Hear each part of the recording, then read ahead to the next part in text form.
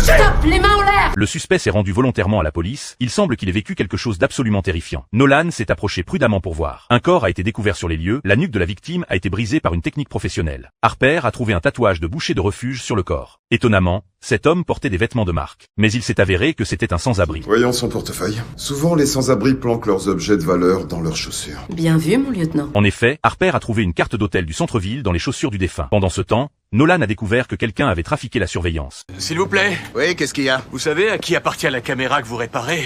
J'aurais besoin de voir les images. Mais cette personne a affirmé que la caméra était en panne depuis une semaine et qu'il venait de la réparer. Il semble que résoudre cette affaire ne sera pas aussi simple qu'il le pensait. Nolan et Harper se sont rendus à l'hôtel pour enquêter. En chemin, l'inspecteur a découvert que la victime s'appelait Joe. Il avait payé une semaine de loyer en espèces 3 jours plus tôt. La chambre était remplie d'achats récents. Certaines étiquettes étaient encore dessus. Nolan a même trouvé 2 liasses de billets sous le lit. Un sans-abri aurait-il vraiment gagné au loto? À ce moment-là, un homme est entré. Pardon, je me suis trompé.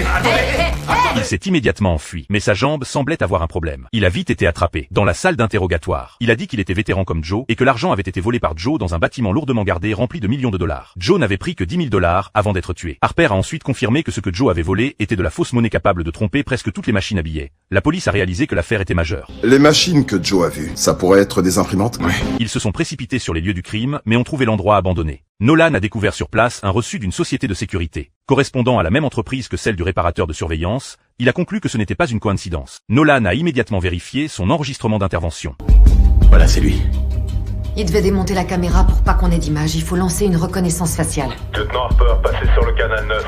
Mais à ce moment-là, le commandant de garde leur a envoyé un message, leur ordonnant d'abandonner l'enquête. Abandonnez immédiatement l'enquête et retournez au commissariat. Monsieur, Ne discutez pas et revenez au poste.